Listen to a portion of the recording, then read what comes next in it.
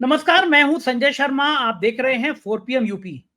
हर Sunday को राजीव जी का programme करता हूं। जाने माने ज्योतिषी हैं, पूरी दुनिया में डंका बजता है उनका। हर बार मैं कह देता हूं कि भैया अगर आपको ज्योतिष पसंद है तो प्रोग्राम देखिए, ना पसंद हो बिल्कुल मत देखिए। मुझे पसंद है इसलिए प्रोग्राम करता हूं।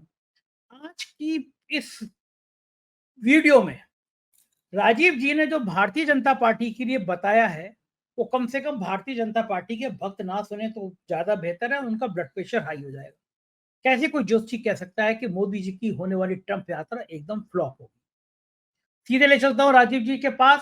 सुनिएगा पूरी। पहले 4 पीएम यूपी को सब्सक्राइब करिए, ज्वाइन करिए। चलते हैं राजीव जी के पास। 4 पीएम न्यूज नेटवर्क में स्वागत है राजीव नारायण जी आपका। और पिछले 4-5 महीनों में सबसे ज्यादा फोन आपका नंबर मांगने के लिए इसी हफ्ते मेरे पास आए। और लोग कह रहे हैं कि राजीव जी क्या जबरदस्त आदमी है। इन्होंने ट्रंप की जिस दिन ओथ हो रही थी, जिनके दिमाग में गोबर भरा हुआ है, वो भक्त ट्रंप की फोटो पे आगे आरती कर रहे थे कि ट्रंप आ गए हमारे, अब ट्रंप चचा आ गए हमारे बॉस, विश्वगुरु हो जाएंगे। और ट्रंप ने, आपने कहा कि ट्रंप मोदी के लिए सबसे बड़ा काल बनेगा। और ईमानदारी से मुझे उसे लगा कि आप झूठ बोल रहे हैं, आपकी भविष्यवाणी गलत हो जाएगी। ये सारे सारे भक्त दीवाने और आप कह रहे हैं मोदी का काल बनेंगे। लेकिन वही हुआ, ट्रंप मोदी का काल बन गए। आपने कहा कि बीजेपी के, वो एक तिथि बताई थी, तिथि मैं भूल रहा हूं, आप बताएंगे कि इससे ग्रह बदल रहे हैं, बुरे दिन आ रहे हैं। चुनाव आयोग ने कह दिया कि भैया वोटर आधार कार्ड मान्य होगा, ऑनलाइन भर सकते हो। बिहार में जिस तरह से, और फिर सदन के अंदर 2014 के बाद 2024 तक प्रधानमंत्री के आगे विपक्ष के नेता बोलते नहीं थे। मैंने देखा डरते हुए कि यार ये इतना ताकतवर आदमी, ईडी, इनकम टैक्स। उसी लोकसभा में प्रधानमंत्री के मुंह पर वोट चोर, गद्दी चोर के नारे विपक्ष लगा रहा है। एक बार संजय सिंह ने लगाया तो जेल भेज दिया था संजय सिंह को 6 महीने, बिना किसी आरोप के, बिना किसी तथ्य के। राज्यसभा में अमित शाह के आगे तड़ी पार के नारे लगा रहा है। अंबानी को लेकर तरह तरह की चर्चा चल रही है कि एक यूट्यूब ने तो मैं आ गया कि अंबानी सरकार गिराने की साजिश कर रहे हैं अमेरिका के साथ। यानी क्या क्या क्या हो रहा है देश में। बड़ा सवाल ये कि जब बिल लेकर आए कि जो 30 दिन जेल में रहेगा वो मुख्यमंत्री मंत्री पद छोड़ेगा, तो केजरीवाल को या सोरेन को चिंता होती तो होती, उससे ज्यादा चिंता नायडू को हो गई। ये तो हमारी बैंड बजाने वाले हैं। और फिर आपने जो कहा था कि भाजपा सहयोगियों के लिए भी कष्टदायक संकट होगी, वो सामने आ रहा है। जरा मुझे बताइए, ये सब जादू मंत्र आपको आता कहां से? हनुमान जी से कौन सा कनेक्शन जुड़ा है? जो कह रहे हैं आप वो हो रहा है। और अब भविष्य में भारतीय जनता पार्टी की हालत क्या रहने वाली है? सहयोगी दल रहेंगे, साथ रहेंगे, दूर रहेंगे? मैं विस्तार से आज आपसे इस पर चर्चा करना चाहता हूँ, बताइए जरा। हाँ, सबसे पहले तो संजय जी ये कहता हूँ कि शायद वो भाजपा और अंधभक्तों ने जो डोनाल्ड ट्रंप के लिए हवन वगैरह पूजन किए थे, उसमें लग रहा मंत्र कुछ उनसे गलत हो गए हैं, उल्टे मंत्र पढ़ लिए उनके लोगों ने, इसके कारण वो ट्रंप उनकी बैंड बजा रहे हैं। और सबसे बड़ी बात, मैं इसी बात से शुरुआत करता हूँ कि एक ये राइटअप भी है और शेयर जरूर कीजिएगा, बाद में बहुत डिटेल में है, लेकिन मैं आपको बताता हूँ अभी अभी रिसेंटली 2 दिन पहले ही यूएस के ट्रेजरी सेक्रेटरी ने जो आपके ऊपर आरोप लगाया है वो बहुत खतरनाक है। मतलब लगातार ट्रंप, हम बार बार रिपीट नहीं करेंगे, दर्शक सब जान चुके हैं कि कितनी बार वो आपको अपमान कर चुका है। और बल्कि उसने अब ये कहा है, वर्ड यूज किया है कि हम जो 25% पेनल्टी लगाई है उसको सैंक्शंस की कैटेगरी में मानेंगे, सैंक्शंस उसको डिक्लेयर करने जा रहा है। तो अभी जो 2 दिन पहले यूएस के treasury secretary Scott Bessent has accused India of profiting from its increased purchase of Russian oil during Russia-Ukraine conflict, labeling it as unacceptable arbitrage. He said that India buys Russian oil at a discount, refines it into products like gasoline, diesel, results it into resell it to Europe, Africa, and Asia, has made $16 billion US dollar profit. More from this practice, with some of the wealthiest Indian families benefiting. ये सबसे बड़ी बात जो उसने आरोप लगाया कि India के कुछ वेल्दी लोग हैं, उनको ज्यादा मुनाफा हो रहा है। और हमारे जयशंकर जी जहां रशिया में जाकर के झूठ बोलते हैं, अभी एक दिन पहले ही का उनका बयान है कि नहीं, हम जो है रशिया से ज्यादा ऑयल नहीं परचेज कर रहे हैं, हमसे ज्यादा तो चाइना परचेज कर रहा, कोई और कर रहा। लेकिन सत्य ये है, आपके इसी फाइनेंस सेक्रेटरी ने कहा कि ये गलत आंकड़े दे रहा है भारत। रशिया जो है, आपको संजय जी, यूक्रेन वॉर से पहले, रशिया यूक्रेन वॉर से पहले चाइना जो है 13% पहले से ही ऑलरेडी परचेज करता था, 13%। वॉर के बाद उसका केवल और केवल 3% इंक्रीज हुआ है ऑयल परचेज करना, only 3%। So now it is 16%। तो भाई उसका तो 3% जंप हुआ। और जबकि यूक्रेन और रशिया के वार से पहले भारत 2022 फरवरी 2022 में युद्ध शुरू हुआ था, उससे पहले भारत 0.1 से लेके 1% तक का परचेज था, केवल लेस देन 1%। ये फाइनेंस सेक्रेटरी ने कहा है, वहां के ट्रेजरी सेक्रेटरी ने। और अब आपका इसमें करंट क्या, 42%। तो ये क्यों जयशंकर वहां पे जाकर झूठ बोलते हैं सरेआम कि इंडिया का 1% से 42% बढ़ गया। तो तुम्हारा ज्यादा परचेज बढ़ा है कि चाइना का ज्यादा है? चाइना तो ऑलरेडी उनका पहले से उनका बायर था। तो ये बहुत झूठ बोलते हैं। साथ में उसने ये आरोप लगा दिया कि यूक्रेन में हो रही निर्दोष हत्याएं जो रशिया कर रहा है उसका जिम्मेदार भारत है।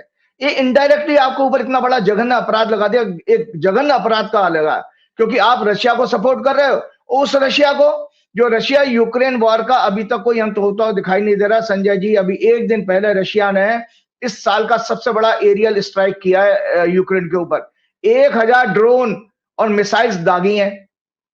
जबकि कहां तो वो नेगोशिएशन की टेबल पर डोनाल्ड ट्रंप की, तो मेरी भविष्यवाणी वो भी लगातार सच हो रही है कि वो कहां तो वो मीटिंग कर रहा था सीज फायर के लिए, मतलब वॉर रोकने के लिए, वो कुछ भी नहीं हुआ है। और बल्कि रशिया एग्रेसिव वॉर हो गया है। तो ये इस चक्कर में इनका अभी बहुत नुकसान होने वाला। सबसे पहले हम उस विषय पे आते हैं जो आपने सबसे पहले उठाया था। यस, मैंने आपके 30 मार्च के प्रोग्राम में ये कहा, दर्शकों फिर से वापस भाजपा की कुंडली दिखाता हूं। थर्ड हाउस जो होता है, इसमें ये धनु लगन की कुंडली है, तो तीसरे घर में शनि की राशि कुंभ आएगी। और कुंभ राशि का स्वामी और कुंभ और मकर का स्वामी शनि चौथे घर में, इसी कुंडली में फोर्थ हाउस में राहु केतु के बीच में है, वहीं पर मुंथा भी है। तो तीसरा घर एलाइस का होता है। इसीलिए ये राइटअप है, 2 लाइन फिर से शेयर कराइएगा।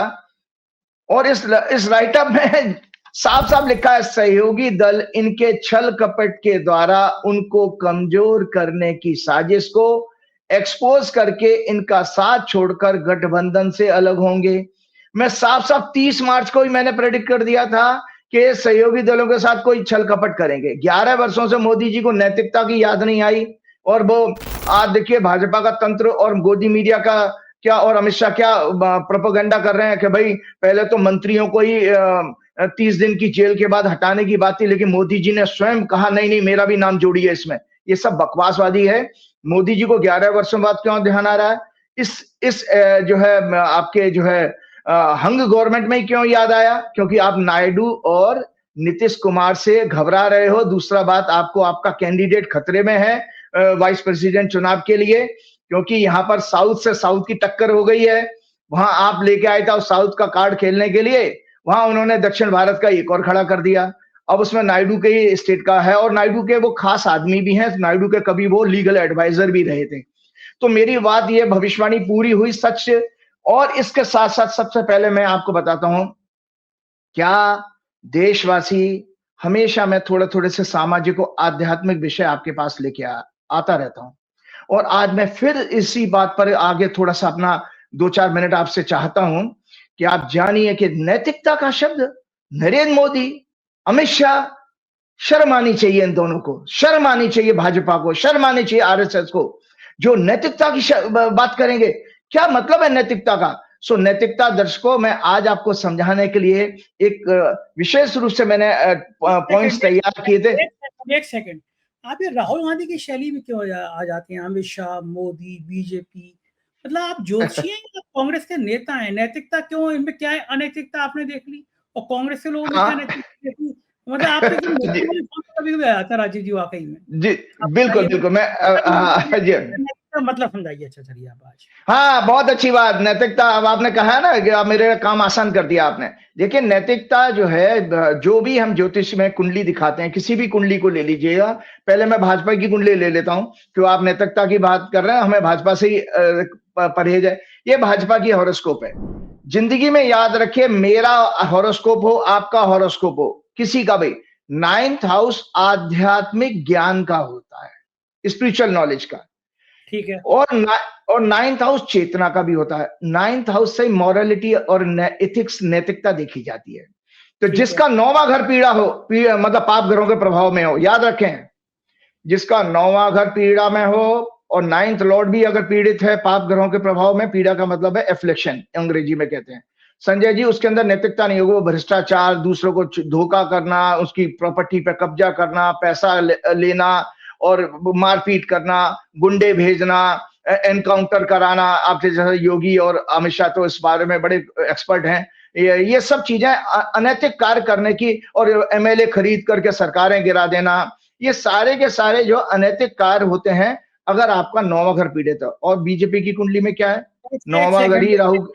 अजीत जी, आपने आज एक बड़ा फजीदा कर दिया। फजिया ये कर दी कि मेरे यहाँ लोग आते रहते हैं, नौकरी के आवेदन देते रहते हैं। अब मैं आपकी बातें सुन कर मेरे पे इतना प्रभाव होने लगा है। अब मैं उनसे पूछा करूंगा कि बेटा तुम एक बात बताओ कि तारीख कौन सी थी, जन्म स्थान कौन सा था, समय कौन सा पैदा हुआ था, और फिर आपसे पूछूंगा जरा इसका नमा घर देख के बता दो। अब जो आपकी बातें सुन के लोग नमा घर पहले देखने लगेंगे, ये तय बात है। नौकरी में, रिश्तों में, दोस्ती में आप ही नमा घर पहले देखेगा, नैतिक है आदमी या अनैतिक है। बहुत अच्छी बात संजय जी, आपने बहुत अच्छी बात की, मैं आपको बधाई देता हूं। यस, बात सच है। अगर किसी को सामाजिक प्रतिष्ठान पर बड़े पद पर बैठाना है, किसी को मतलब आपके उसे जो भी बड़े बड़े इंस्टीट्यूशन है जहां पर वो बड़े काम कर सकता है, ऐसे व्यक्ति का 9वां घर, 9th हाउस जरूर दिखना चाहिए।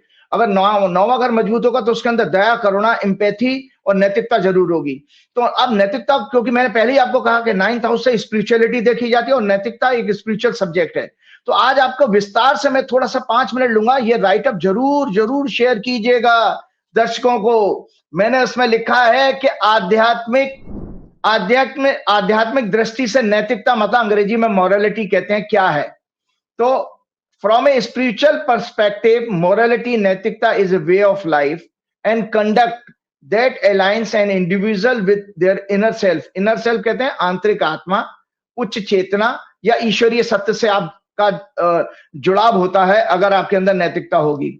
Higher consciousness or divine truth, it goes beyond merely following societal norms or laws. It is rooted in higher spiritual values such as satya, prem, karuna, selflessness and respect for faith, all different faith and life. मतलब जिसके अंदर दया, करुणा, प्रेम, स्वार्थहीन हो और सभी धर्मों का, सभी आस्थाओं का सम्मान करने वाला हो, ऐसे व्यक्ति के अंदर नैतिकता होती है। तो अब आप बताइए, भाजपा के अंदर है क्या? वो सभी धर्मों का सम्मान करती है क्या?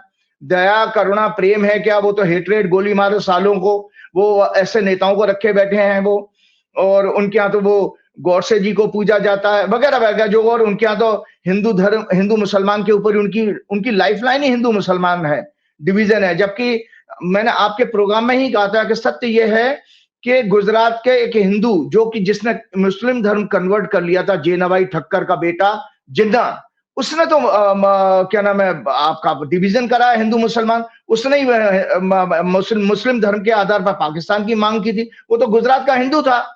फिर हमारे देश को क्यों बेवकूफ बनाया जा रहा है, देशवासियों को बेवकूफ बनाया जा रहा है कि भाई ये मुसलमान अलग से आ गए। अरे भाई, आपके हिंदू नहीं तो कराया था गुजरात को, वो भी गुजराती आदमी जेनाबाई ठक्कर, उसकी बेटी की शादी तो पारसियों में हुई थी। सो खैर, मैं आता हूं। तो ये नैतिकता जो मैंने कहा दर्शकों, ये जरूर ध्यान रखें, ये जो राइटअप है, इट इंक्लूड्स फॉलोइंग एलिमेंट्स। सत्यनिष्ठा पहला एलिमेंट है इसका नैतिकता का। संजय जी, बहुत अच्छा सब्जेक्ट है जो आप कभी चेक करिएगा, सब लोगों के पास जाना चाहिए। सत्यनिष्ठा का integrity, being truthful and honest in thoughts, words and action.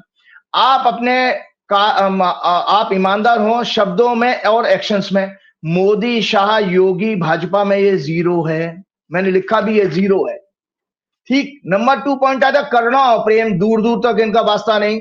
Showing kindness and empathy towards all being, recognising that all are connected through a shared consciousness, मतलब सभी के अंदर एक आत्मा है।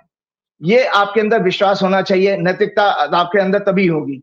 तो अब आप बताइए कि इनके अंदर कहाँ है, ये तो हिंदू मुसलमान के रूप में भेदभाव कर रहे हैं, ये गरीब और अमीर में कर रहे हैं, ये ईसाई और क्या नाम है, जैन और जो बौद्ध धर्म में सब में करते रहते हैं। तो ये गीता में भगवान ने ये दिया है नैतिकता का सबसे बढ़िया पाठ।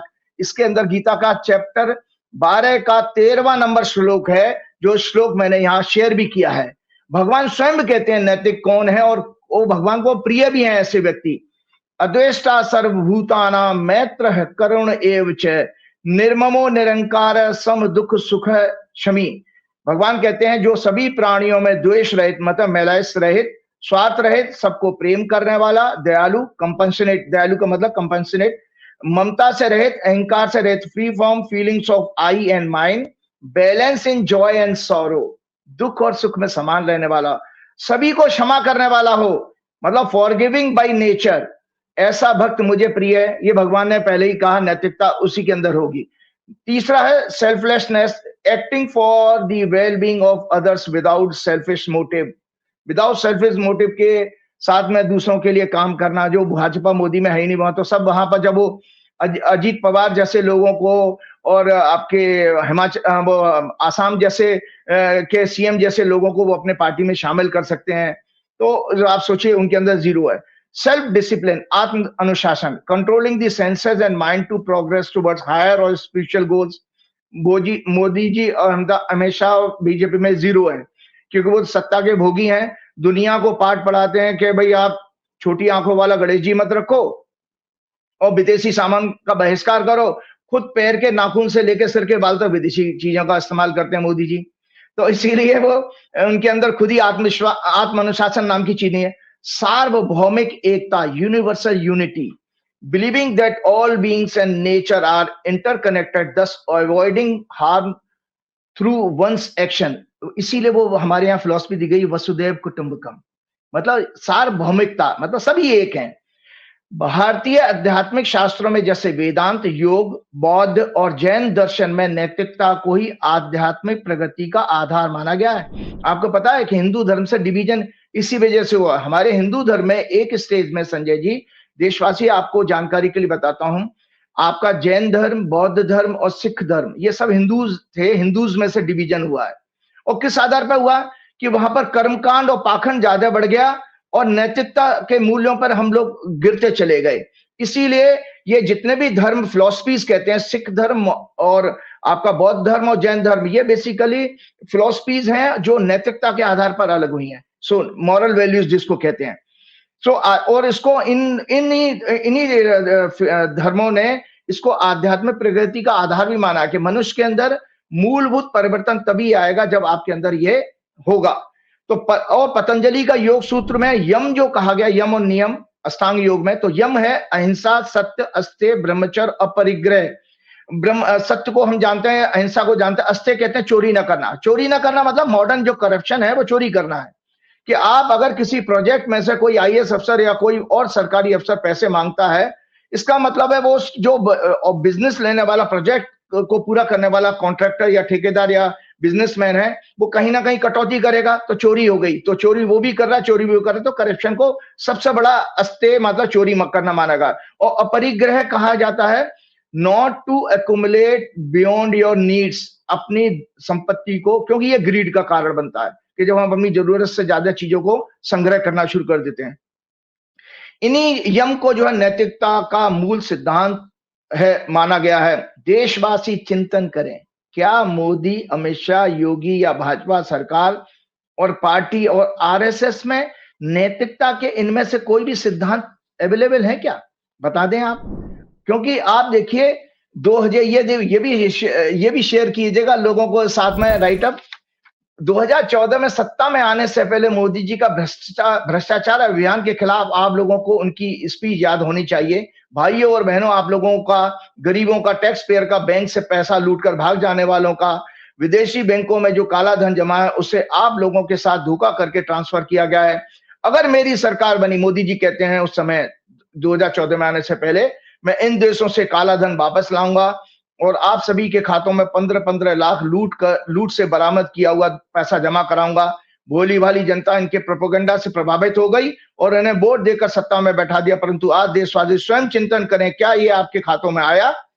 आपको इनकी सत्ता में आने से क्या इनाम मिला? काला धन उल्टा 3 गुना विदेशों में इकट्ठा हो गया है और बेरोजगारी महंगाई चरम सीमा पर है। पेट्रोल डीजल गैस के दाम कुछ कम नहीं हुए हैं, उल्टे यूपीए सरकार के समय से ज्यादा बढ़ा दिए गए हैं। रशिया से सस्ता क्रूड ऑयल खरीदने के बाद भी ये दाम कम नहीं हुए। 80 करोड़ से ज्यादा लोग देश के गरीब 5-5 किलो अनाज पर जिंदा हैं। गरीब और गरीब हो गए, अमीर और अमीर। देश का सारा धन समृद्धि केवल 10 से 15% लोगों के पास जमा हो गया। मिडिल क्लास अपने जेवरात, सोना चांदी, प्रॉपर्टी गिरवी रखकर अपने बच्चों की पढ़ाई और शादी मुश्किल से कर पा रहा है। एमएसएमई अनऑर्गेनाइज सेक्टर का बिजनेस पूरी तरह बर्बाद हो चुका है। रुपया निरंतर कमजोर होता जा रहा है। शेयर मार्केट के मैनिपुलेशन से 93% से ज्यादा रिटेल इन्वेस्टर अपना पैसा गवा चुके हैं। अभी हाल ही में रिलीज हुए डेटा के अनुसार कोर सेक्टर की ग्रोथ केवल 2% रह गई है। फिफ्थ लार्जेस्ट इकोनॉमी के डेटा केवल फ्यू कॉर्पोरेट्स की share market inflated figures capital के कारण है। रही सही बर्बादी। अब मोदी जी 31 अगस्त 2025 को चाइना के आगे सरेंडर करके पूरी करने वाले हैं। अंधभक्त चिंतन करें कैसी नैतिकता का ये उदाहरण है। जिस चाइना ने अभी पाकिस्तान के साथ मिलकर रिसेंटली मिलिट्री कॉन्फ्लिक्ट लड़ा, उसके सामने हम नतमस्तक होते जा रहे हैं। ये रशिया चाइना का एक षड्यंत्र प्रतीत होता है। और आपको जानकारी के लिए राइटअप भी जरूर शेयर कीजिएगा। जो मैंने पॉइंट्स बनाए, दर्शक खुद चिंतन करें, उसके बाद मैं अगले प्रश्न पर जरूर आऊंगा। मोदी जी, अमित शाह, उनकी संपूर्ण सरकार, सहयोगी तंत्र, गोदी मीडिया, सभी की नैतिकता क्या मर चुकी है? सत्ता में भ्रष्टाचार मिटाने, काला धन वापस लाने, बेरोजगारी खत्म करने, अर्थव्यवस्था मजबूत करने, डेमोक्रेसी को मजबूत करने, पेट्रोल डीजल की रसोई गैस खत्म करने, महंगाई कम करने आदि के वायदों के साथ ये सरकार सत्ता में 2014 में आई, जब मोदी जी ने इन वायदों के साथ गरीबों को पक्का मकान दिलाने जैसे वायदे भी किए थे। लेकिन 11 वर्षों में नैतिकता और मर्यादा उल्लंघन करने के आधार पर इन वायदों के पूरा न कर पाने के कारण आज तक किसी भी मंत्री पार्टी के सदस्य का इस्तीफा नहीं लिया गया है। स्वयं मोदी जी ने देश से सिर्फ 5 साल मांगे थे इन सभी को पूरा करने के लिए, लेकिन नैतिकता की हत्या उन्होंने स्वयं 11 वर्षों से सत्ता में बने रहने के लिए वोटर लिस्ट में हेरफेर, ईवीएम में मैनिपुलेशन और इलेक्शन रिजल्ट्स में सरकारी अफसरों पर दबाव बनाकर काउंटिंग को स्लो करना, नतीजों को बदलने के अन्य हथकंडे अपनाकर सत्ता बनाकर रखी है। अगर इन हर्डल्स के बाद भी विपक्ष की सरकारें बनी तो उन्हें तोड़ने के लिए एमएलए को भ्रष्टाचार, इलेक्टोरल बॉन्ड्स कमीशन के पैसे के द्वारा खरीदकर सरकारें गिराई गई। गवर्नर्स के द्वारा उनके संवैधानिक कार्यों, जनता के कल्याण की पॉलिसीज में बाधा पहुंचाई गई। लेकिन क्या मोदी जी, अमित शाह ने नैतिकता के आधार पर इस्तीफा दिया? राफेल घोटाले के एक्सपोज को डिस्ट्रॉय करने के लिए x CBI director Alok Kumar के ऑफिस में रात में पेपर्स फाइल को कंट्रोल में लेने के प्रयास, एससी में उस समय के चीफ जस्टिस पर दबाव बनाकर डिसीजन को गवर्नमेंट के फेवर में करवाया गया। वो मैटर अभी भी पेंडिंग है सुप्रीम कोर्ट में। इलेक्टोरल बॉन्ड सुप्रीम कोर्ट ने अनकॉन्स्टिट्यूशनल डिक्लेयर किया, लेकिन उसकी कोई जांच नहीं हुई। उल्टा अलग अलग पार्टीज के भ्रष्ट लीडर्स को अपने साथ जोड़कर अपनी सत्ता मजबूत की। एससी ने कई मैटर में इनकी पॉलिसीज के विरुद्ध स्ट्रक्चर पास किए, लेकिन क्या मोदी जी, शाह या अन्य मंत्रियों का इस्तीफा हुआ? जगह जगह रेल दुर्घटनाएं, ब्रिजेज कलेप्स हुए, प्राकृतिक प्रकोप, कोविड पीरियड में ऑक्सीजन घोटाला, गंगा में सफाई का घोटाला, ईडी सीबीआई के ऊपर एससी के कई बार स्ट्रक्चर पास हुए, लोगों को देशद्रोह के फर्जी मुकदमों में फंसाया गया, महिलाओं के ऊपर अत्याचार, संसद भवन के उद्घाटन के समय महिला खिलाड़ियों को सड़क पर घसीटा गया। 2 साल से ज्यादा मणिपुर अशांत है, आज भी वहां प्रेसिडेंट रूल है, लेकिन नैतिकता के आधार पर आज तक मोदी जी, शाह ने स्वयं जिम्मेदारी लेकर कार्रवाई नहीं की और इस्तीफा दिया क्या?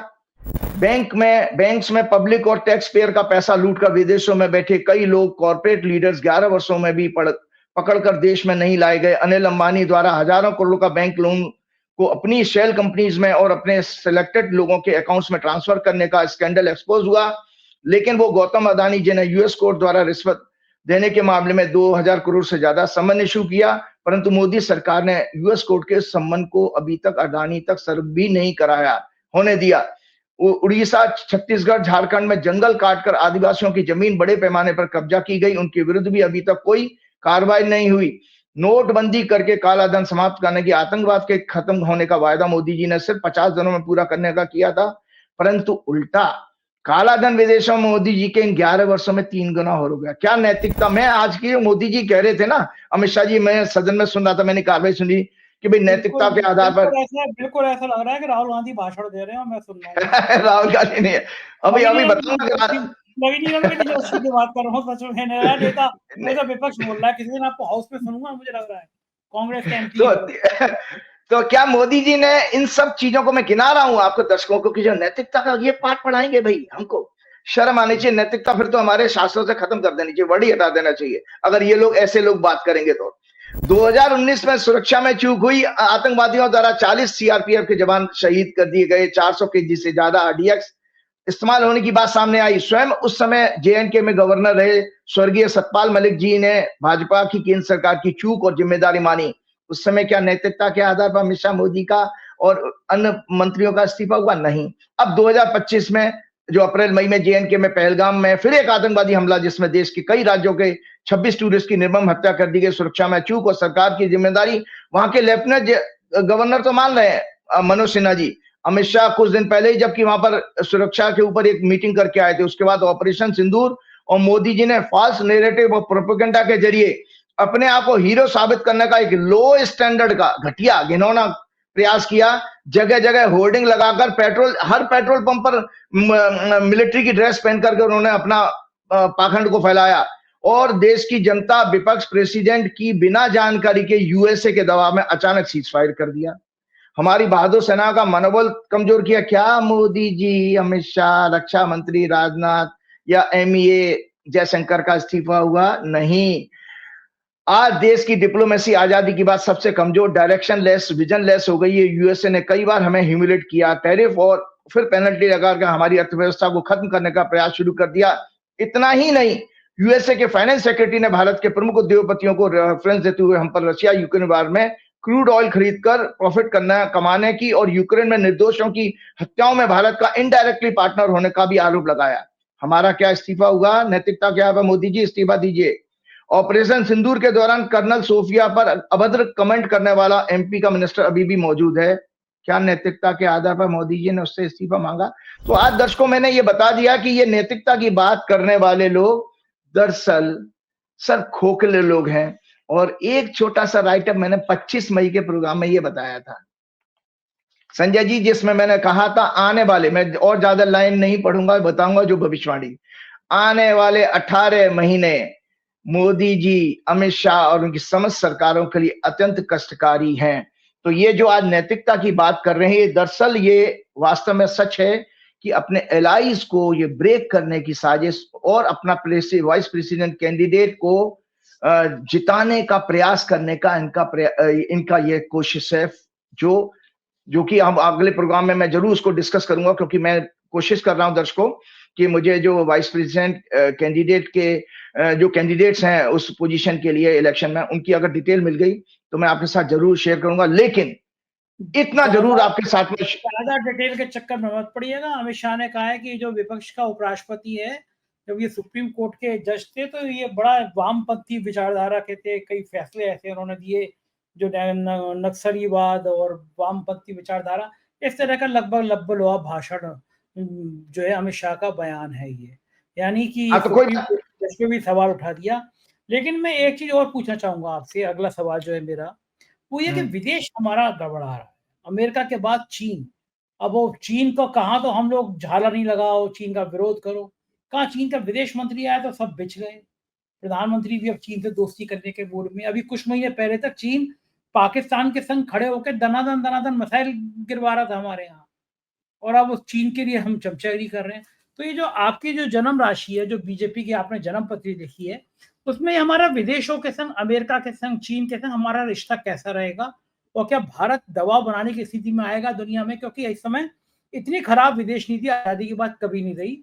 दुनिया पाकिस्तान के साथ खड़ी हो गई। हमारे लिए शर्म के लिए डूब मरने वाली बात है कि हम लोग इतने फेलियर हो गए। आपके ग्रह नक्षत्र क्या कहते हैं, आपकी राशियां क्या कहती हैं कि हमारा दुनिया में दबदबा बनेगा, या हम ऐसी हाथ जोड़ जोड़ के जलते रहेंगे, कभी अमेरिका के आगे कभी चीन के आगे?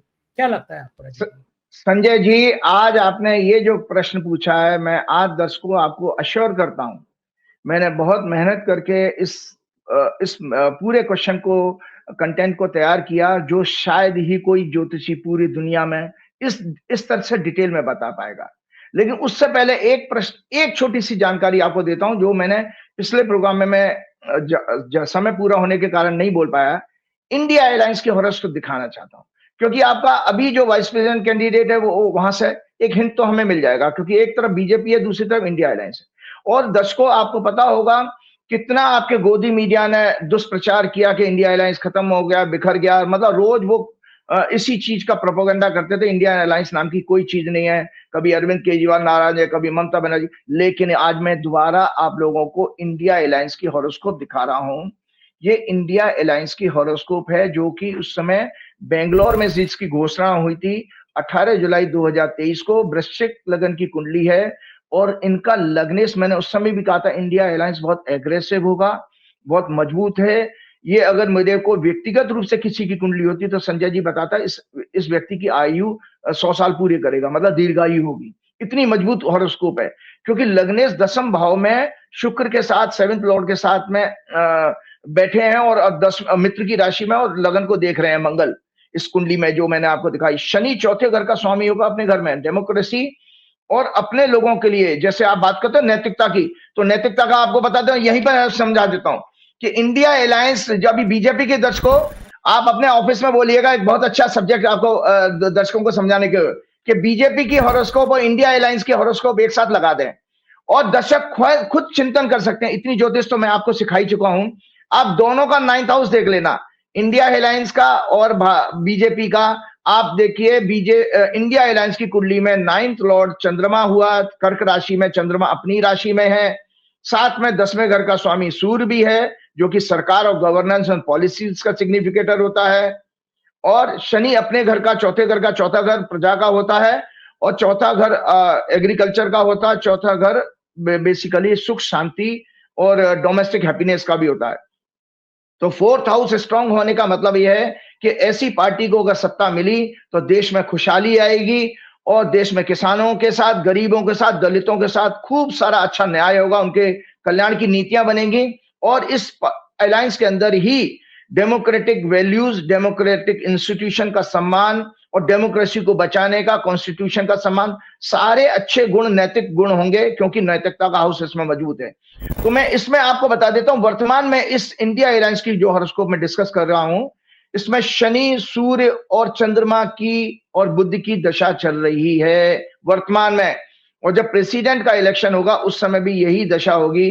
तो मैं, चूंकि इनका महादशा का स्वामी जो 4th हाउस में था जब ये फॉर्म हुई थी, इस समय त्रिकोण के में, ट्राइन में है, और साथ में इनकी सूर्य की दशा जो कि 10वें घर का लॉर्ड है और 9वें घर में बैठा है, और तीसरी प्रत्यंतर दशा चंद्रमा की है।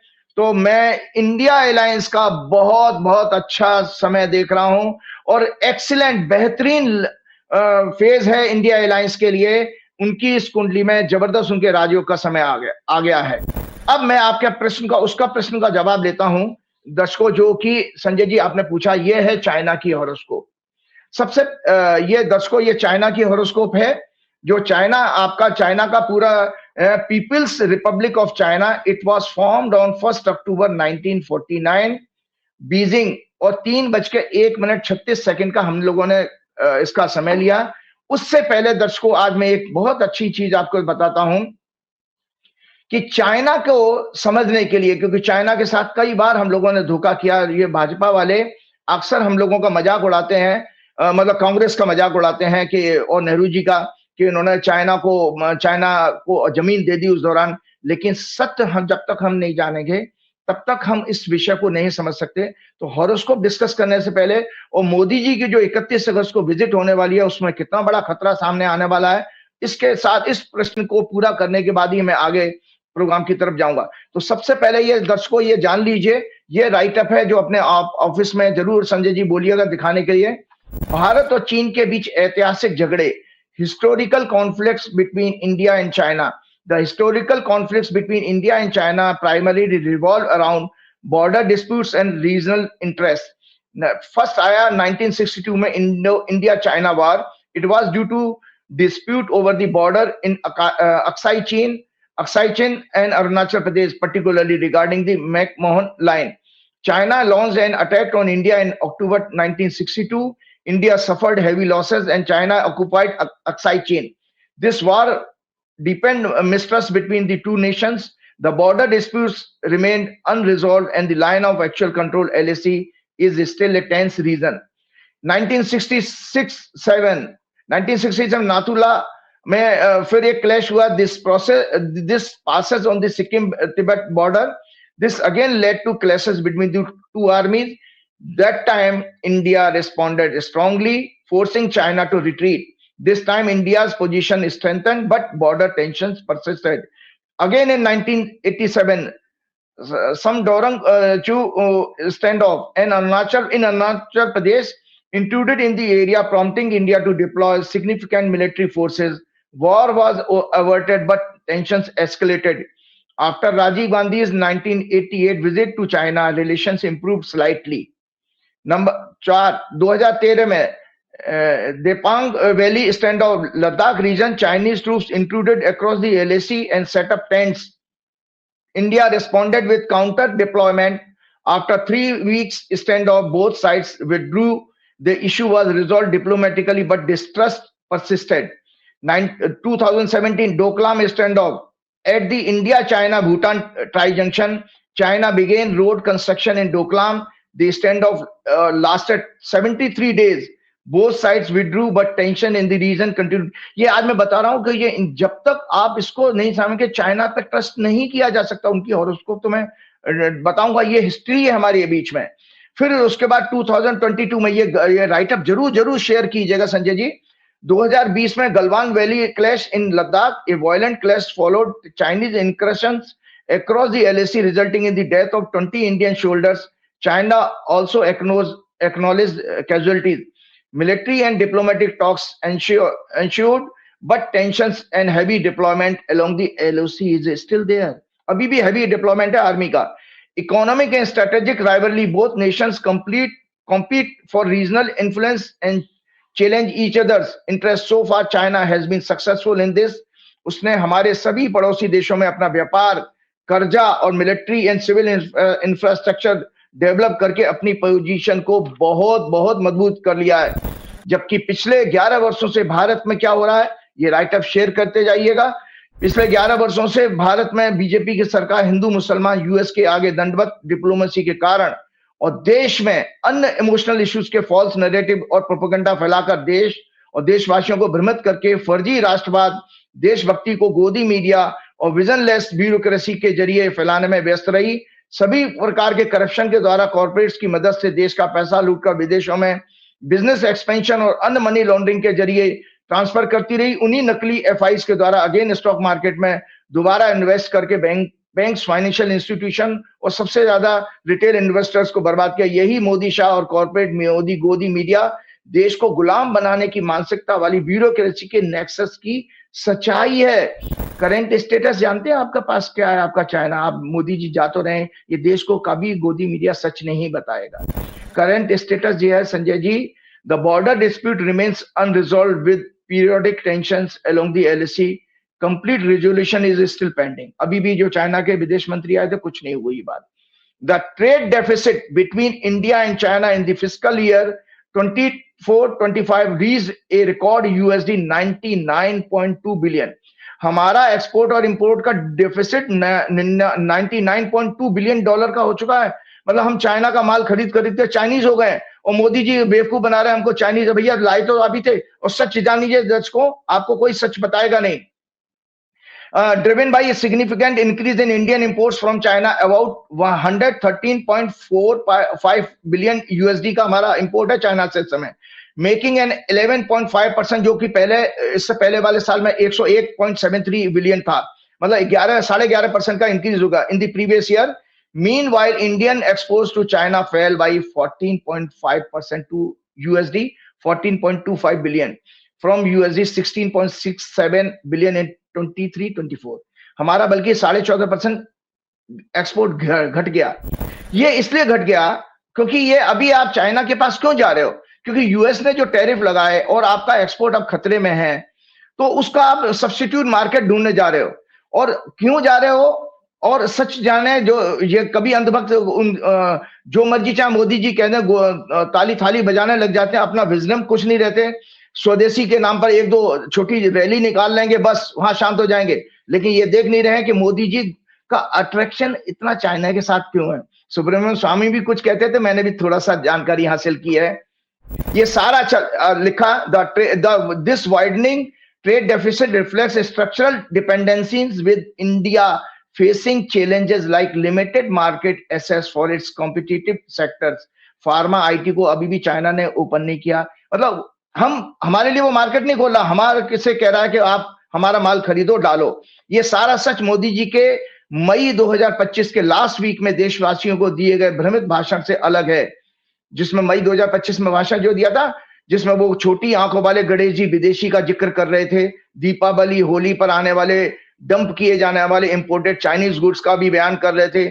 जबकि देशवासियों, मोदी जी आप लोगों को बेवकूफ बनाते हैं। स्वयं पैर के नाखून से लेकर सिर के बाल तक 24 आवर 365 डेज इन्हीं विदेशी सामानों का इस्तेमाल करते हैं।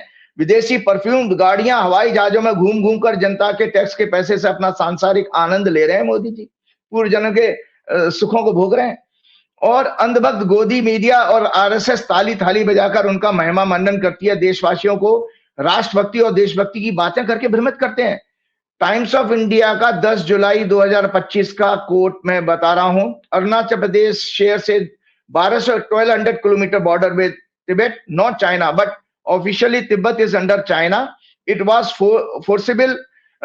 forcibly occupied by them in 1950.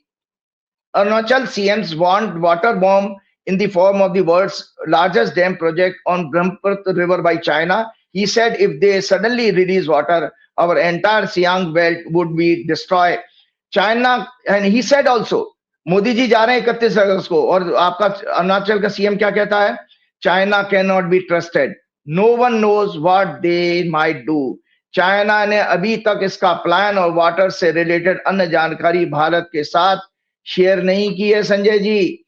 और एस्ट्रोलॉजिकली मोदी जी जिस काल में जा रहे हैं चाइना में, उसका भी आपको बता देता ज्योतिषी कारण कि मीटिंग का फ्लॉप होने वाली है मीटिंग।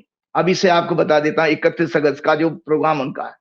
एस्ट्रोलॉजिकली ये मोदी जी 31 अगस्त, ये राइटअप है 31 अगस्त 2025 को 2018 के बाद 7 साल के बाद चाइना एससीओ समिट में जा रहे हैं।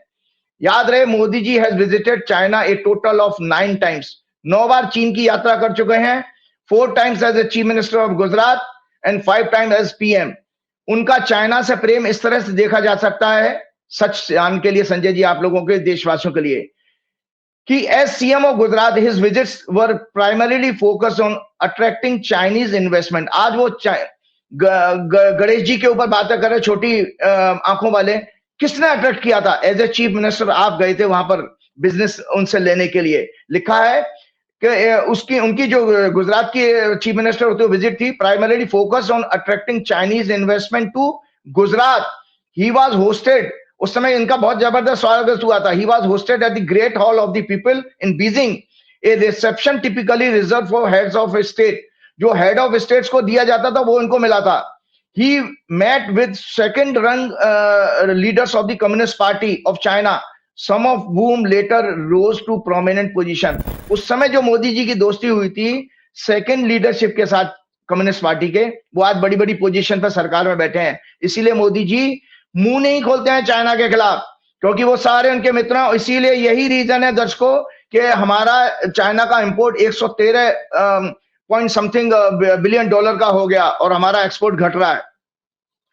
एज पीएम और as PM he visited China on May 14 to 15 2015 में गए थे, May 14-15 को, and sign 24 agreements worth over 22 billion in sectors like telecom, steel, solar energy, railways and education. और स्वयं कहते हैं छोटी आंख वाले गणेश जी देश में आ गए हैं। इन्होंने तो गणेश जी को स्वयं भी यहाँ पर बुलाया है, उन्हें लाने के लिए समझौते भी इन्होंने किए थे। हम देशवासियों को मूर्ख बनाते हैं। अब ज्योतिषीय कारण बता देता हूं, जिस दिन उस दिन मीटिंग हो रही है। क्या है भारत की हॉरोस्कोप दर्शकों? ये भारत की हॉरोस्कोप है जो आप लोगों के पास है, आप अपने ऑफिस में, ये है भारत की हॉरोस्कोप। जब मोदी जी की विजिट हो रही है 31 अगस्त को, तो भारत की हॉरोस्कोप में इकोनॉमी, ट्रेड, करेंसी का सिग्निफिकेंट सेकेंड हाउस से हमारा इकोनॉमी, ट्रेड एंड बिजनेस के सारे मैटर्स देखे जाते हैं, कॉर्पोरेट भी वहीं से देखा जाए। बुध जो लियो लग्न में सूर्य के साथ राहु केतु से पीड़ित होगा। International trade diplomacy are seen from 9th house, जिसका लॉर्ड शनि है। 7th हाउस से भी इंटरनेशनल ट्रेड और एग्रीमेंट एनालाइज होते हैं। उसका लॉर्ड मंगल है, जो म्यूचुअल एस्पेक्ट से दोनों को कमजोर कर रहे हैं। मार्स बीइंग 12th लॉर्ड, 12वां घर होता है, हमेशा आपके प्रोग्राम में मैंने कहा, अपमान का, नुकसान का, लॉस का। ये संकेत दे रहा है कि मोदी जी की विजिट से भारत के ट्रेड इकोनॉमी को नुकसान पहुंचने वाली टर्म्स एंड कंडीशन के साथ एग्रीमेंट होंगे।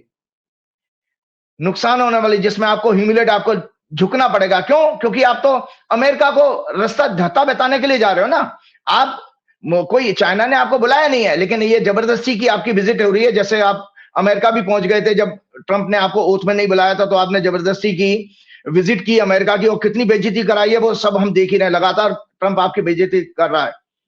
ये अर्थात भारत सरकार, अर्थात मेरा भविष्यवाणी सुन लीजिए मोदी जी की 31 अगस्त की मीटिंग का, अर्थात भारत सरकार भारी दबाव के साथ अपमानित होकर के सर्वाइवल के लिए इन मैटर्स में झुकेगी। ह्यूमिलेट होकर भारत के सभी के साथ मिलिट्री और बॉर्डर इश्यूज भी इसी पैटर्न पर डिस्कस होंगे।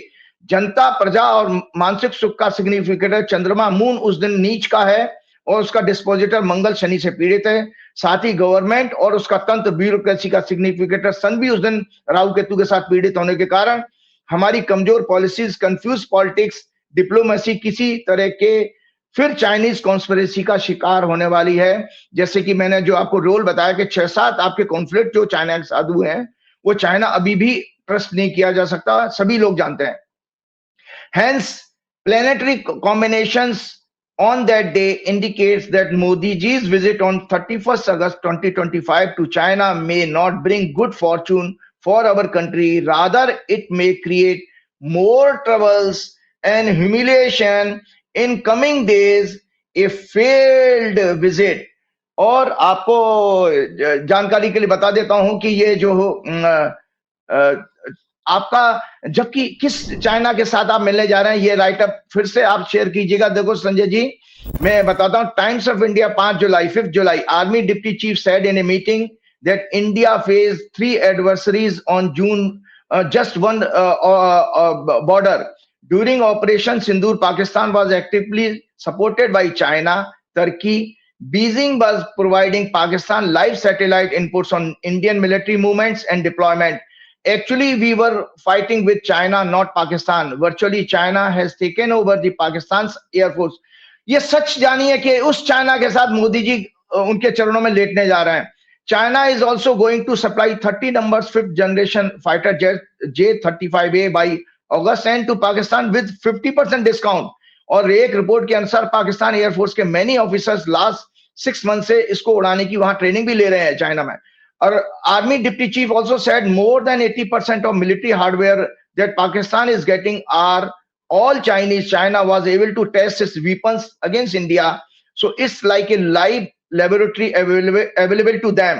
So we have to be prepared for more defense counter attacks rockets with latest technology. Last 2 months पहले जब हमारे डिफेंस मिनिस्टर शंघाई में जब गए थे राजनाथ जी, उस समय भी, उस समिट में भी चाइना ने पहलगाम हमले की आतंकवादी घटना नहीं माना और उसको एजेंडा में अपने शामिल नहीं किया, जिससे भारत का अपमान हुआ। चाइना ने भारत के और पाकिस्तान के साथ मिलिट्री और अनसिविल स्ट्रेटेजिक पार्टनरशिप की कोई जानकारी अभी तक भारत के साथ शेयर नहीं की है। फिर भी मोदी जी 31 अगस्त को चाइना में क्यों जा रहे हैं?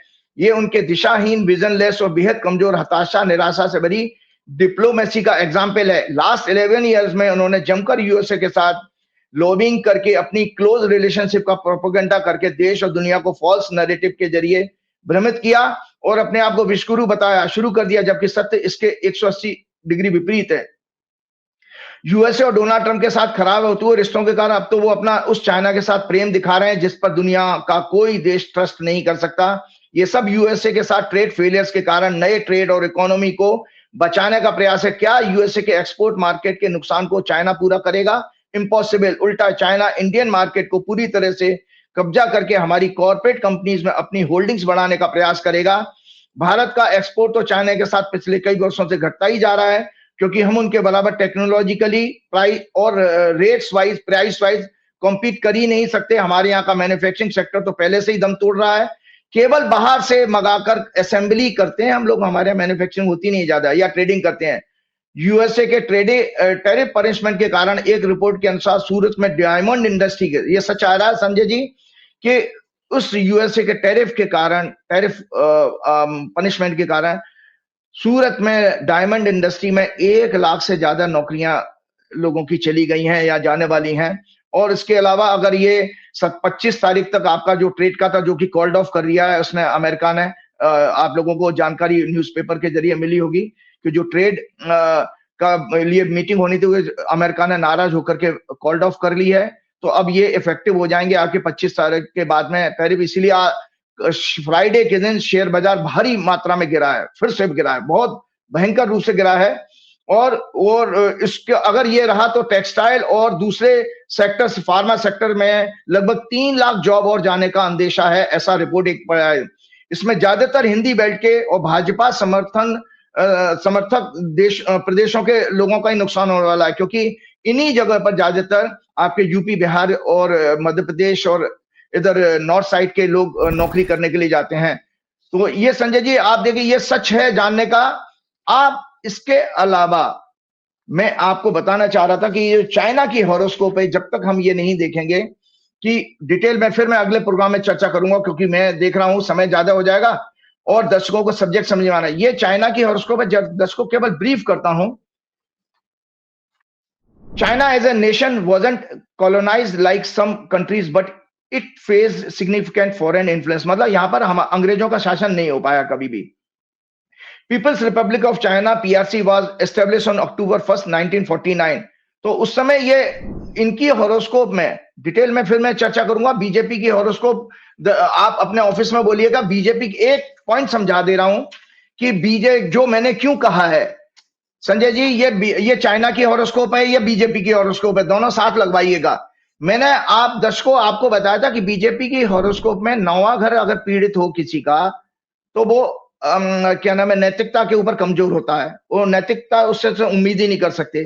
दूसरा, अगर किसी की हॉरोस्कोप में संजय जी बुध अगर पीड़ित है, बुध इंटेलेक्ट, बुद्धि का कारक होता है। आप नौकरी देते समय ये भी देख लेना किसी की हॉरोस्कोप में कि मरकरी पाप ग्रहों के प्रभाव में तो नहीं है। तो ऐसा व्यक्ति छल कपट, मतलब उसके अंदर कपट योग होगा, वो मैनिपुलेट, धोखा देने वाला होगा। सो एग्जैक्टली मैंने देखा बीजेपी की हॉरोस्कोप की तरह चीन के हॉरोस्कोप में भी 9वें घर में बुध पीड़ित है, हालांकि उच्च का है, अपनी राशि का है, और इनके तीसरे घर में, जैसे बीजेपी की कुंडली में राहु है तीसरे घर में, इनकी तीसरे घर में भी राहु है। इसका तीसरा घर होता है एलाइज का, पड़ोसी देशों का। इसीलिए बीजेपी अपने पड़ोसी एलाइज के साथ में क्या नाम है, छल कपट करती है। तो चीन भी जो उसके साथ जुड़ता है उसके ऊपर कब्जा करने की कोशिश करता है। दूसरा, चीन की कुंडली में सबसे बड़ा योग है, क्योंकि सेकंड लॉर्ड सेकंड हाउस को 8वें घर से देख रहा है। तो प्रोटेक्शनिज्म का इनके अंदर बहुत है कि ये अपनी इकोनॉमी को प्रोटेक्ट करने के लिए सामंतवादी सोच रखते हैं। जैसे पहले के टाइम में व्यापारी नहीं होता था, वो आपसे कर्जा देता था तो आपकी जमीन पर कब्जा कर लेता था संजय जी। तो एग्जैक्टली चीन की हॉरोस्कोप में यही योग है कि चीन का अभी बहुत अच्छा समय चल रहा है। आपको बता देता हूं 2036 तक। हमें तो याद है संजय जी, जब हम टीवी चैनल्स पे जाते थे तो कुछ अंधभक्त आरएसएस समर्थक, बीजेपी समर्थक ज्योतिषी होते थे, तो कहते थे चाइना तो बर्बाद हो जाएगा, मोदी जी तो उसकी बैंड बजा देंगे। आज मोदी जी खुद लेटने जा रहे हैं उसके सामने। आपको बताऊं कि आप इसी कुंडली में बता दो 2036 तक चाइना का इतना बढ़िया टाइम चल रहा है कि वो विश्व की सुपर पावर तो निरंतर बनता चला जाएगा। व्यापार, इसका बॉर्डर का एक्सपेंशन आ रहा है, वो पाकिस्तान नहीं बल्कि भारत की जमीन पर भी कब्जा करने का प्रयास करेगा। जितने मर्जी मोदी जी जयशंकर कोशिश कर लें, क्योंकि इस कुंडली का जो मकर लगन की कुंडली है चीन की, उसका लॉर्ड का स्वामी शनि होता है, मकर का, कुंभ का, वो तीसरे घर में है। तीसरा घर होता है ग्रोथ का, एक्सपेंशन का, मीन राशि में है। सो 2 वर्षों में चीन, अभी 6 महीने निकले हैं, मार्च के महीने में चेंज हुआ था। 2 वर्षों में चीन और अपनी बॉर्डर को विस्तार से करना चाहेगा। तो ये जो सारे संकेत हैं। और आपको एक जानकारी और बता देता हूं कि संजय जी, अभी 2 दिन पहले पेपर में आया, 21 अगस्त 2025 का टाइम्स ऑफ इंडिया है। ये चौंकाने वाली इनपुट के साथ मैं आगे बढ़ूंगा। Many PLA arms brigades still remain forward deployed। 21 अगस्त का, मोदी जी 31 को जा रहे हैं, और देश के आर्मी ऑफिसर्स की चेतावनी को निगलेक्ट कर रहे हैं आप लोग। तो आर्मी का ये आर्टिकल है आर्मी के ऊपर। मैनी पीएलए का जो चाइना की आर्मी का नाम पीएलए है, arms brigade still remain forward deployed. Indian army once again alerted political leadership. Army official said India will militarily have to be extremely alert on the ground if long drawn de-escalation process with China kicks off in the coming months, warning there amid the ongoing Sino-Indian detonate against the backdrop of PLA having the requisite infrastructure in place to return swiftly to forward locations along the frontier. The way China has built roads, brigades, tunnels, and habitats along the entire LAC, more than 3,400 kilometre का border है China के साथ हमारे लद्दाख से लेकर Arunachal Pradesh. From eastern Ladakh to Arunachal Pradesh, over the last 5 years, PLA troops easily afford to pull back 100 to 150 kilometers and then come back again in only 2 to 3 hours. इतना उन्होंने infrastructure develop कर लिया कि 2-3 घंटे में वापस आ जाएंगे. India and China have yet only decided to discuss de-escalation, beginning with the principles and modalities thereof. The trust deficit between the rival armies, which have remained forward deployed with heavy weapons all along the 3,488 kilometer LAC after multiple PLA incursions into eastern Ladakh in April-May 2020 remains quite high. There has been no let-up in the PLA's military preparedness and infrastructure build-up.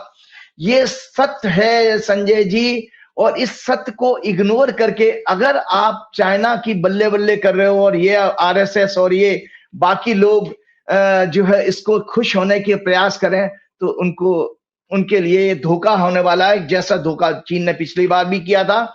एक चलते चलते संजय जी, आपको पता हमसे भी पूछा जाता होगा, बस 5 मिनट और दूंगा आपके, मैच्योरिटी का मतलब क्या होता है. आज मुझे मजा आया, मैंने कहा एक शब्द हमारे आया, तो हम देखेंगे हमारे मोदी जी 75 साल के तो हो गए, पता नहीं वो मैच्योर है कि नहीं अभी. तो मुझे दर्शकों को बताना है कि मोदी जी मैच्योर है कि नहीं. सो व्हाट इज मैच्योरिटी, ये दर्शकों राइट अप जरूर शेयर कीजिएगा, उस पर चिंतन जरूर कीजिएगा. What is maturity? A inner growth. Basically जब आपके अंदर आंतरिक शक्ति आपकी बढ़ती है, इनर ग्रोथ होती है, तब आप मैच्योर कहलाते हो.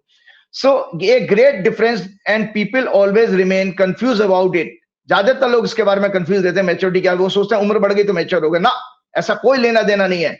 उम्र के साथ मैच्योरिटी का कोई लेना देना ही नहीं है. एक 10 साल का बच्चा ज्यादा मैच्योर बातें कर सकता है 80 साल के बुढ़े से. ये सत्य है जीवन का, और हम डे टू डे लाइफ में देखते भी हैं. People think age is to become mature, but ageing belongs to the body. Ageing जो है वो बॉडी का संबंध है उससे. Everybody is ageing, everybody will become old but not necessarily mature. जरूरी नहीं है हम उम्र में बढ़ जाए तो मैच्योर हो जाए. Maturity is an inner growth and A state of mind. Aging is something related to physical body. If quality of awareness is brought to an experience, the same experience become maturity. मतलब अगर आप ये जो है किसी experience के साथ quality लेकर के आए, तो वो एक्सपीरियंस आपका अनुभव ही आपका मैच्योरिटी बन जाता है. With the maturity, whatever we do, whatever happens to us, we are alert, watchful, mindful. Mature person source the experience from all corners, try to understand the meaning of it, lives it intensely and totally. Deep down something is changing with it. A mature person never commits the same mistake again. जैसे उदाहरण के तौर पर, if we experience anger totally, हमें गुस्सा आता है, we will never again be angry. अगर हमें उसका अनुभव हो जाए कि ये गुस्सा कितना नुकसान कर रहा, मुझे भी नुकसान का, मेरे पेट में भी एसिडिटी हो गई, मेरे सर में भी दर्द होने लगा, और सामने वाले को भी गाली दे दी, मेरे रिलेशन खराब हो गई. तो एक एक्शन का इक्वल अपोजिट रिएक्शन होता है. वो अगर आपको अनुभव हो जाए तो आप दोबारा शायद उससे बचना चाहोगे. So one experience will be enough to teach that it is absurd. ये बकवास है. We are harming ourselves and harming others for nothing. It is not worth it. A man of maturity never decides for the future. Maturity itself takes care. We live today and every living will decide how tomorrow is going to be. It will come out of it automatically. देशवासी, अब मैं आपको बताऊं, बस उसके बाद समाप्त करूंगा. ये लिखा हुआ है दर्शकों, देशवासी स्वयं चिंतन करें कि नरेंद्र मोदी जी 75 वर्ष के हो जाने के बाद भी इस सिद्धांत के आधार पर मैच्योर हो गए हैं क्या? क्या अमित शाह, योगी, संपूर्ण BJP, Yogi Adityanath, BJP minister, MPs, MLA, an politician, Baba Ramdev या अन्य देश के ढोंगी संत महात्मा, धीरेन्द्र शास्त्री, भारत सरकार में बैठे big officer, bureaucrats, ED, CBI, income tax, election commissioner Gyanesh Kumar हो, राजीव कुमार अग्रवाल हो, जो पूर्व आयुक्त चुनाव आयुक्त थे, मुख्य कॉर्पोरेट के बड़े बड़े नाम अदानी, अंबानी और अन्य देश के महत्वपूर्ण लोग इस डेफिनेशन के अनुसार मैच्योर हैं क्या, जो दोबारा गलती ना करें? ये तो दोबारा गलतियां करते रहते हैं, बार बार वही झूठ फैलाना, वही गोदी मीडिया का इस्तेमाल करके लोगों को भ्रमित करना, लोगों का शोषण करना।